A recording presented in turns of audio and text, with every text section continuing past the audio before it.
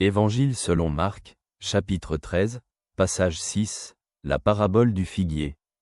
Prenez garde au figuier. Dès que ses branches deviennent tendres et que les feuilles poussent, vous savez que l'été est proche. De même, quand vous verrez ces choses arriver, sachez qu'il est proche, aux portes. Je vous le dis en vérité, cette génération ne passera pas que tout cela n'arrive. Le ciel et la terre passeront, mais mes paroles ne passeront pas. Plongeons dans ces mots et découvrons leur sens. Dans cette parabole du figuier, Jésus utilise l'image de la nature pour révéler la vérité sur son retour.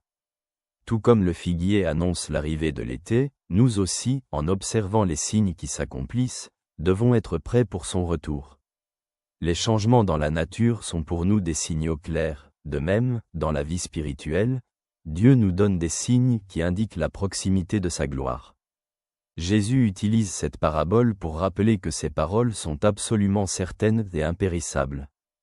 Bien que le monde et tout ce qui est matériel en lui puisse disparaître, les promesses de Dieu, exprimées dans ses enseignements, demeureront à jamais.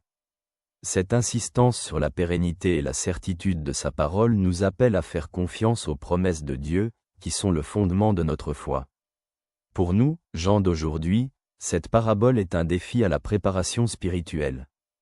Elle montre la nécessité de la vigilance et de l'attention aux signes que Dieu donne dans notre vie, afin que nous ne soyons pas pris au dépourvu, mais préparés pour son retour.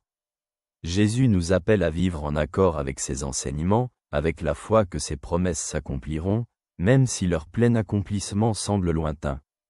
C'est aussi un rappel que nous devons constamment travailler sur notre relation avec Dieu, persister dans la prière, l'amour et la foi.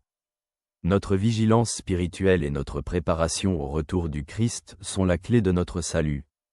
La parabole du figuier nous invite à ne pas attendre passivement, mais à attendre activement l'accomplissement des promesses de Dieu, sachant que chacune de ses paroles est pleine de puissance et de vérité. Je suis content d'avoir pu être avec toi, salutations.